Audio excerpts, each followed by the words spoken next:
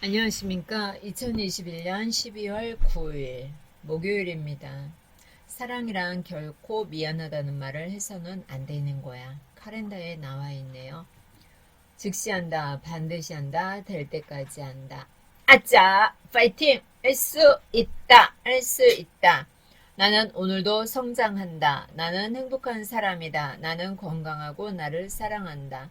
나는 소중하고 가치 있는 존재다. 나는 하나님의 축복의 통로다. 나는 아름다운 목소리를 가진 낭독 전문가다. 쫓기지 않는 50대를 사는 법. 새로운 인생 준비하고 계십니까? 인생의 허리 50. 여러분은 무엇을 하시겠습니까?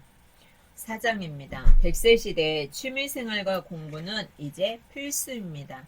살아있다를 택할 것이냐, 살아간다를 택할 것이냐, 여러분은 어떤 것을 선택하겠습니까? 앞으로 인생 이막 트렌드는 은퇴 없이 평생이라며 내 인생을 찾는 것을 선호하는 추세임이 분명하다. 과거에는 퇴직 후 전원 생활을 동경하는 것이 로망이었지만 전원에서 조용히 사는 청산별곡형이 9%로 5가지 유형 중에서 가장 낮게 나왔다고 합니다. 전원생활은 인생 이막의 선호 대상이 아니라 호응도가 점점 낮아지고 있다고 해요. 왜 그럴까요? 작가는 책을 쓰면서 80세 이후의 삶을 주목했다. 80세 이후에도 여전히 건강하고 뭐든 할 수 있다면 여생을 일 없이 보내지 않아야 한다고 생각한다.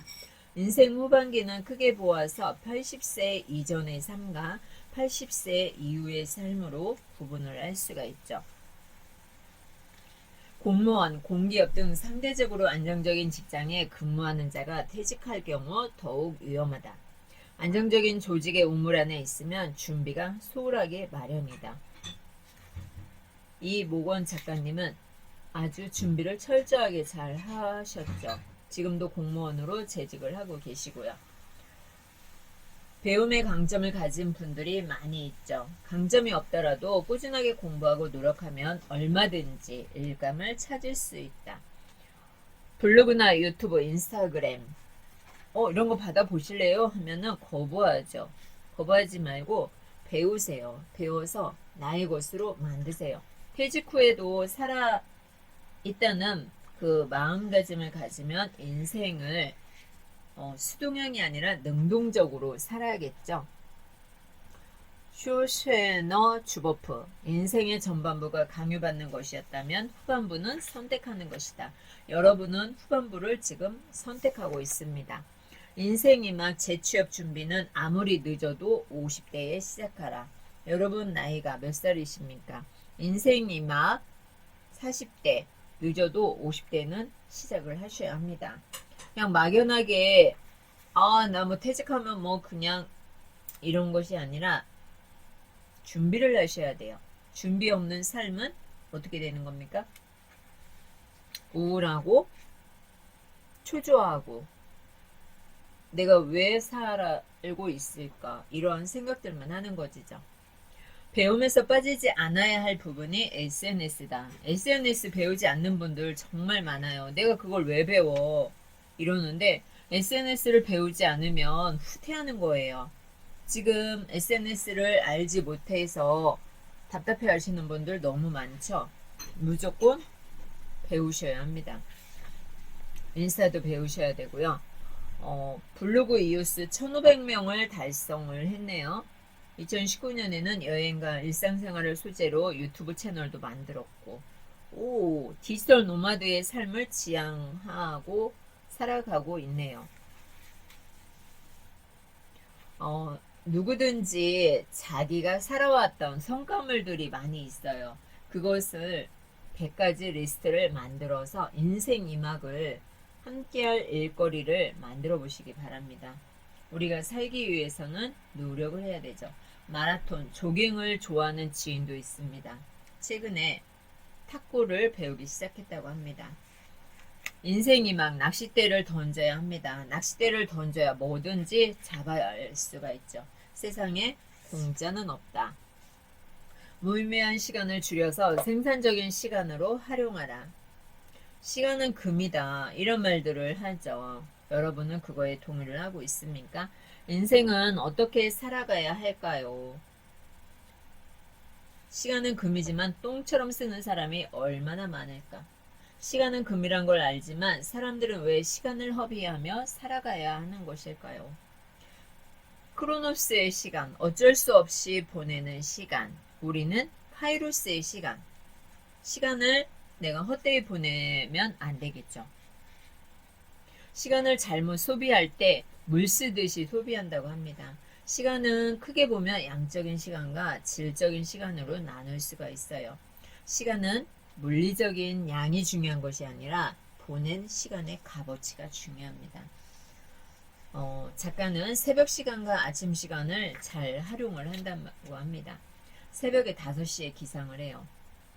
새벽 4시에 일어난 건 무엇이냐면 책 쓰기를 하면서 새벽 4시에 일어났대요. 왜냐면 책 쓰기가 추가됐으니까. 운동, 영어 공부, 독서, 책을 쓰고 이랬는데 이 작은 습관들이 모여서 성과를 만드는 거죠. 법정 스님은 나이가 들어 늙은 것이 아니라 사고가 경직되고 창조적인 시간 없이 반복되는 삶을 살게 되면 인생이 녹이 슬고 늙어간다라고 했습니다. 여러분은 사고가 막혀 있습니까? 창조적인 시간을 만들고 있습니까? 아니면 늘 반복되는 일상 속에서 살고 있습니까? 생산적인 활동에는 이웃사랑, 봉사활동, 배움, 취미활동, 여행, 다양한 방법이 있습니다.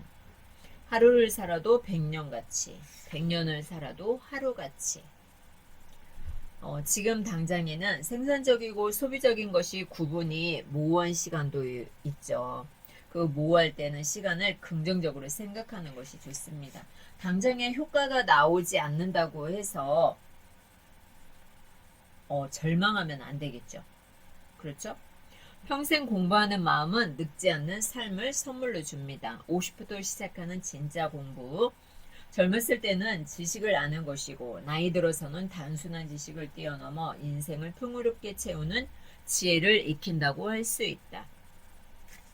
학창시절에 대학교를 졸업하고 더 이상 배우지 않는 사람들도 많이 있어요. 공부를 왜 해? 영어를 왜 배워?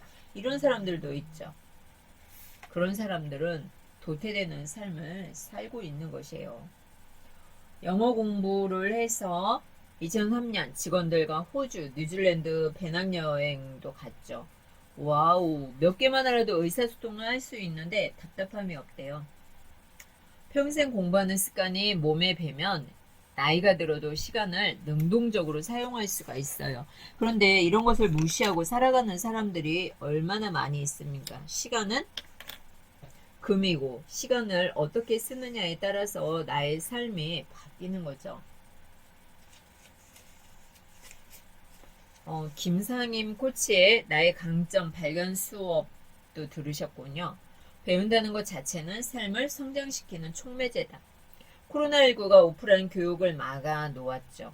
저는 그 덕분에 단톡방에 900명이 넘는 사람들이 모였죠. 왜냐하면 줌 사용법을 알려주었기 때문이에요. 사람은 배우기를 멈출 때부터 늦기 시작한다. 10대, 20대라도 배우지 않는다면 늙은이다. 그러나 80, 90대의 노인이라도 끊임없이 배우는 사람은 영원한 청춘이다. 우리는 몸이 늙는 것보다 마음과 영혼이 늙는 것을 경계하고 두려워해야 한다. 인간은 배움이 멈출 때 늙는 것입니다. 여러분의 배움이 멈췄습니까? 여러분의 뇌가 늙고 있습니다. 늦은 것은 없다. 못 먹어도 고.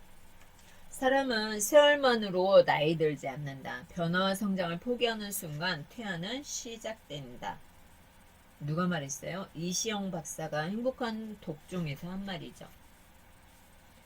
2030년까지 책 5권 출간, 60세 전까지 매년 세계 오지 여행하기, 퇴직 후 세계 유명 도시에서 한 달 동안 살아보기, 철인 3종 경기 참가, 마라톤 풀코스 참가. 와우!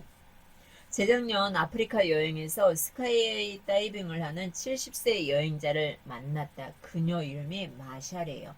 70대에도 불구하고 세계 130대 세계 130여 개국을 여행을 했어요. 와우, 대단하죠? 85세의 국내 최고령의 나이로 철인 3종에 참가한 김홍규 씨도 있죠. 90세까지 도전을 멈추지 않는다는 포부를 가지고 있죠. 대단하죠? 내가 만나는 사람이 나의 사고와 행동력에 큰 영향을 준다. 여러분이 만나는 사람은 어떤 사람입니까? 아프리카 여행을 하지 않았다면 스카이다이빙을 도전을 하겠다는 선언을 할 수 없었다. 삶을 열정적으로 주도적으로 사는 분들을 자주 만나야 합니다. 내가 만나는 사람이 나의 인생을 결정을 하는 거죠. 새로운 도전을 통해서 내가 해보고 싶은 것을 성취하는 과정에 행복이 있습니다. 이것을 아는 자만이 누리는 특권입니다. 하루라도 책을 읽지 않으면 늙는다. 우와, 이거 제가 좋아하는 말이죠. 이거 누가 말을 했을까요? 안중근인가요? 네, 아무리 좋다고 해도 스스로 절체절명의 필요성을 느끼지 못하면 새로운 것을 실천하지 않는 것이 인간의 일반적인 습성이다. 한번 익숙해진 습관에서 불편하게 느껴지는 새로운 것을 몸에 익혀야 합니다. 불편하다고 하지 않으면 어떻게 되겠어요? 후퇴하는 삶을 살 수밖에 없는 거죠. 책은 나를 변화시켰고 성장시켰다. 책 읽기 전의 모습과 책 읽은 후에 달라진 모습을 느낀다. 마음 근육은 독서를 통해서 단련을 한다. 인생 이망에서 책은 어떤 도구가 돼야 할까? 책은 제2의 친구가 돼야 합니다. 시력 저하로 책 읽기가 힘들어져도 책은 반드시 읽어야 합니다. 독서 모임에 참가하면 더 좋죠. 다리가 후들거리기 전에 여행을 떠나자. 60세 전까지 매년 세계 오지 여행하기. 퇴직 후 세계 유명 도시에서 한 달 동안 살아보기는 여행과 관련한 나의 버킷리스트 중 일부다. 2018년부터 세계 오지 여행을 시작했다. 작년에는 코로나19 유행으로 가지 못했고 올해도 미지수다. 와우, 버킷리스트. 이야우, 너무 좋네요. 2019년에는 9박 10일 동안 아프리카, 나미비아, 보츠와나, 짐바브웨, 잠비아 4개국을 여행했어요. 세계 3대 폭포 중 하나인 빅토리아 폭포를 보기 위해서죠. 와우, 대단하신데요.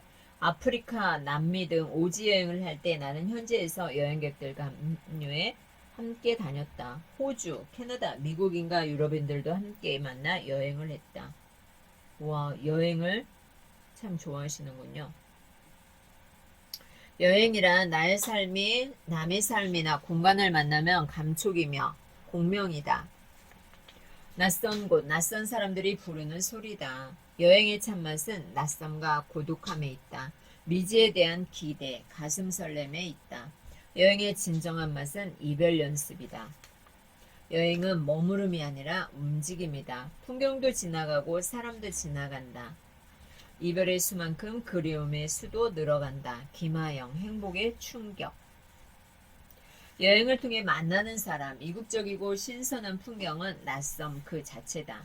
낯섦이 많으면 많을수록 뇌에 신선한 자극을 줍니다. 여행은 삶을 재충전해주는 유일한 무기이자 보약 같은 존재다. 여행의 진정한 맛을 느끼며 인생 후반기를 살기 위해 늘 여행자 같은 삶의 자세가 필요합니다. 태극권, 사교 댄스, 그 어떤 것이라도 배워야 되겠죠. 와우, 배울 거 정말 많죠. 수영이나 스키, 검도, 기타, 스킨스쿠버, 골프, 사진 촬영, 마라톤, 등산. 인생 2막을 시작하는 데는 몸에 무리를 주지 않는 취미 활동을 발굴을 해야 한다. 대표적인 것이 수영이다. 네, 두려움 없이 한평생 할 수 있는 것이 뭐예요? 수영입니다. 알레르기가 없다고 합니다. 몸에 무리가 가지 않고 오랫동안 할 수 있는 다양한 취미 활동을 발굴을 하시기 바랍니다. 내가 하고 싶은 것 위주로 배워놓으면 60대 이후 나이가 들어도 얼마든지 다시 시작할 수 있어요. 내가 평소에 관심이 없다거나 못할 거로 생각했던 악기가 뜻밖의 취미로 연결될 수 있습니다. 악기 하나만이라도 잘 다룬다면 인생 후반기의 삶이 어때요? 아주 풍요로워집니다. 나만의 메신저를 발굴해보자. 퇴직 후 무엇을 해야 할까? 많은 직장인이 고민하는 1순위 물음 가운데 하나죠. 1인지식 경영자가 되기 위해서는 내 안에 어떠한 강점이 있는지 그 장점을 찾아가야겠죠. 1년 이상 꾸준히 웃는 사진을 올렸더니 표정이 밝아졌다. 와우, 깜놀. 톡을 열자마자 이 기분은 좋은 미소. 이모건님은 무제 칠시 중 하나를 재는 기부 하는군요. 기분 업 땡큐 이런 말도 들으셨네요. 메신저가 되기 위해 내 안의 강점을 어떻게 찾아야 할까? 어떻게 찾는 것이 가장 좋을까요? 100가지를 나열해 보시기 바랍니다. 인생 이막을 시작하면서 내가 잘할 수 있는 메신저를 발굴한다면 은퇴 걱정 없이 평생 1인지식 경영자로 삶을 살아갈 수 있습니다. 디지털 생태 환경에 적응하기 위해 SNS를 배워야 한다. 전 세계 스마트폰 사용 인구가 50억 명이 넘었어요. 우리나라도 인구의 60%가 스마트폰을 사용하죠. 기성세대는 스마트폰을 신체 일부처럼 사용하는 MZ세대의 사고방식과 행동을 이해해야 돼요. 이해하지 않고서는 살아갈 수가 없어요. SNS는 인스타그램, 블로그, 밴드, 카카오톡, 페이스북, 유튜브가 대표적이죠. 휴대폰을 통해서 얼마든지 할 수가 있습니다. 인스타그램과 블로그도 배우셨네요. 당장 스마트폰으로 배워야 할 목록을 만들어 보는 것도 좋아요. 최재봉 교수가 살아오면서 당연하다고 생각했던 상식, 기준, 생각의 근본을 흔들어 바꿔야 한다고 말을 했습니다. 시대에 뒤처지지 않으려면 어떻게 해야 되는 겁니까? 바꿔야 돼요. SNS를 배워서 실생활에 익숙히 활용하는 것을 디지털 생태환경 구축이라고 합니다. 사소한 실천을 꾸준하게 하는 자만이 디지털 사고를 장착할 수 있는 지름길이다. 늦어도 50대에는 다양한 SNS를 배워야만 MZ세대가 주류가 되는 사회에 동떨어지지 않게 살아가요. 지금 이 시대의 트렌드를 모르고 뒤처져 가시는 분들이 있는데 그러시면 안 됩니다. 이 100세 시대의 취미생활과 공부는 이제 필수인 시대가 된 거예요. 여러분도 지금까지 많은 경험을 하면서 살아왔잖아요. 생산자가 되어서 살아가시기 바랍니다. 경청해 주셔서 감사합니다. 고맙습니다. 오늘의 기적이고 축복입니다. 감사합니다. 십시일강 낭독특공대 김형숙 낭독 큐레이터였습니다. 감사합니다. 도움이 되셨다면 구독과 좋아요 눌러주세요. 고맙습니다.